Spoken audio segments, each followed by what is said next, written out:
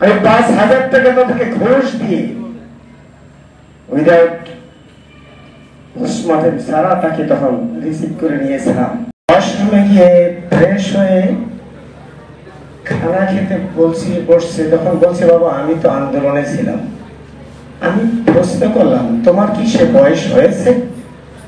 তোমার মাত্র 16 বছর বয়স, তুমি 10ম শ্রেণীর ছাত্র, তুমি আন্দোলন সম্পর্কে তোমার কি বুঝ হয়েছে?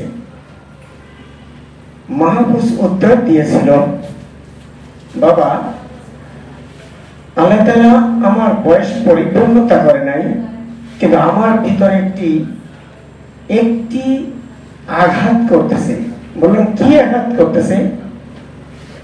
সে কিভাবে একজন বিজ্ঞ জ্ঞানী মানুষের মতো বলছে, বাবা গত 16 তারিখে রোকেয়া বিশ্ববিদ্যালয়ের মেধাবী ছাত্র আবু সাইদকে কিভাবে গুলি করে হত্যা করেছে।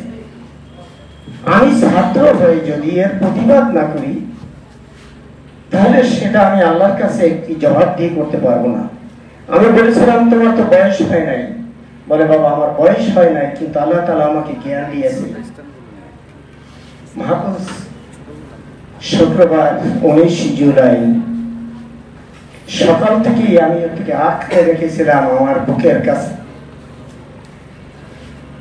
মাহফুজ সকালবেলা উঠে জামা কাপড় নিজে পরিষ্কার করেছে, এরপরে ইস্ত্রি করেছে, তারপরে খুশবু মেখেছে। আমি বললাম চলো আজান হয়েছে, নামাজে যাবে। মাহফুজ বললো বাবা তুমি যাও আমি আসছি। বললাম না, একসঙ্গে এক জায়গায় বসে নামাজ পড়বো। সে আমার কাছে যেন একটু এড়িয়ে যাচ্ছে, আমাকে একটু আরাম করতে চাচ্ছে। বারবার বলার পরে বাবা বলছে বাবা তুমি যাও আমি আসছি। আমি যাওয়ার 5-7 মিনিট পরেই মাহফুজের মাকে, আম্মু আমি নামাজ পড়ে একটু ঘোরাফেরা করে আসবো। ওর মা বলছিল বাবা তুই কোথাও যাস না, তো বাবা বকা দেবে। মাহফুজ বলছে না আমি একটু ঘোরাফেরা, আজকে কোনো মিছিল মিটিং নাই। এই বলে মাহফুজ বলছে আম্মু আল্লাহ হাফেজ। লিফটে আইসা নেমে বললো মাম্মু আল্লাহ হাফেজ। এটাই ছিল শেষ কথা। সন্ধ্যা 5:30টায়, বিকেল 5:30টায় একটা ফোন আসছিল, মাহফুজ বুলেট খেয়েছে। আমি খুঁজতে বের হয়েছিলাম আসরের নামাজ পড়ে। মাহফুজের বিদ্যাপীঠ আলহাজ আব্বাসউদ্দিন উচ্চ বিদ্যালয়ের পাশ থেকে যাচ্ছিলাম, তখন দেখছিলাম আওয়ামী সন্ত্রাসীরা কিভাবে গুলি করতে করতে রামদাও লাঠিসোঁটা নিয়ে মানুষকে দাবড়াচ্ছে, পিটাচ্ছে। আমি তখন স্কুলের পিছন দিয়ে বেরোয় 10 নম্বরের দিকে অ্যাডভান্স হচ্ছিলাম। তখন এই খবরটা পেয়ে আমি সেখানেই লুটিয়ে পড়ি, বেহুশে পড়ে যাই। মাহফুজকে সারা রাত খোঁজা হয়েছিল, সরওয়ার্দী হাসপাতাল, মিরপুরের যতগুলি হাসপাতাল সব খোঁজা হয়েছিল, কোথাও পাওয়া যায়নি।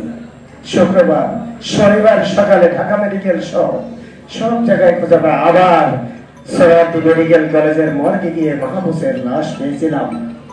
সেই দিন হাসপাতাল কর্তৃপক্ষ এবং সেখানে যে পুলিশ প্রশাসন ছিল লাশ দিবে না। আমি তাদের উপরে বলছিলাম আমার লাশটা, আমার ছেলের লাশটা আমাকে ভিক্ষা দাও। আমি বলে আপনি বিশৃঙ্খলা সৃষ্টি করবেন। বললাম না, আমি 5,000 টাকা তাদেরকে ঘুষ দিয়ে উইদাউট পোস্টমর্টেম সারা তাকে তখন রিসিভ করে নিয়েছিলাম। এরপরে আমি বাড়িতে গিয়ে রাত্র 12টায় দাফন দিয়েছিলাম গ্রামের বাড়িতে।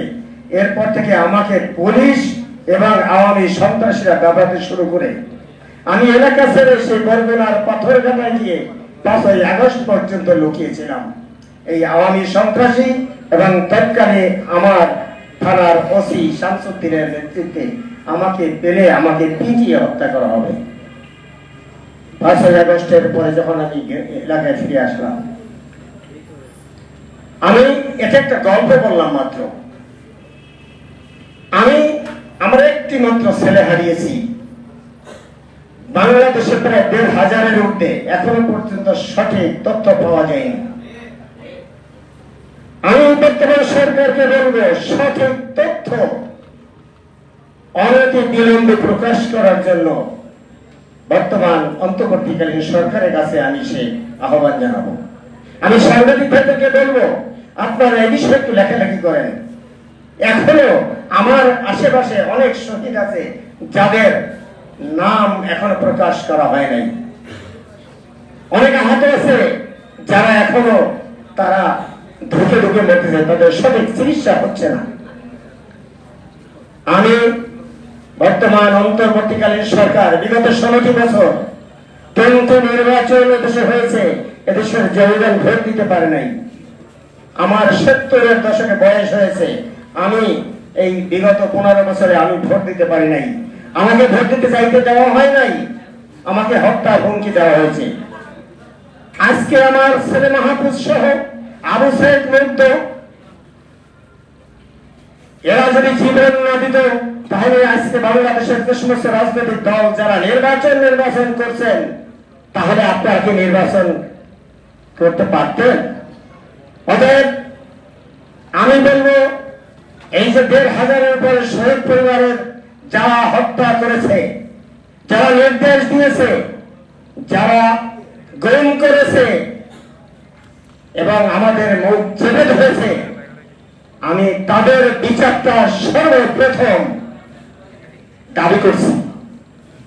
এবং প্রশাসনের মধ্যে আমি লক্ষ্য করেছি এখনো 75% আওয়ামী মনোভাবের কর্মকর্তা কর্মচারীরা রয়েছে। লক্ষ্য করছি পুলিশ বাহিনী আসামি গ্রেপ্তার করছে না। আমার সন্তানের হত্যা মামলা করেছে মিরপুর মডেল থানায়, কিন্তু একটি আসামিও তারা গ্রেপ্তার করছে না। আমাকে বলে আপনি তো খোঁজ দেন, আপনি বলেন আমি খোঁজ দিব আসামি ধরতে পুলিশকে, আর পুলিশ আমাকে একথা বলছে আপনি একটু খোঁজ দেন কোথায় আছে। আমি ধিক্কার জানাই। এই সমস্ত পুলিশ বাহিনীতে যারা আছেন তাদের বিষয়ে আপনারা একটু লেখালেখি করবেন। অবশ্যই মৌলিক সংস্কার না করা পর্যন্ত এবং এই জুলাই গণহত্যা এবং বিরোধীর যত গুম খুন হয়েছে প্রত্যেকটা শাপলা চত্বর বিডিআর বিদ্রোহ সহ সকল হত্যাকাণ্ডের বিচার না হওয়া পর্যন্ত বাংলার জন্য নির্বাচন এদেশের তৌহিদি জনতা কোন প্রকার মেনে নেবে না। আমি প্রকাশ্যে বলতে চাই, যারা নির্বাচনের জন্য কাঁদতেছেন তারা আবার 16 বছর অপেক্ষা করেন। সঠিকভাবে বিচার সংস্কার, তারপরে নির্বাচন, এই আহ্বান জানিয়ে আসসালামু আলাইকুম।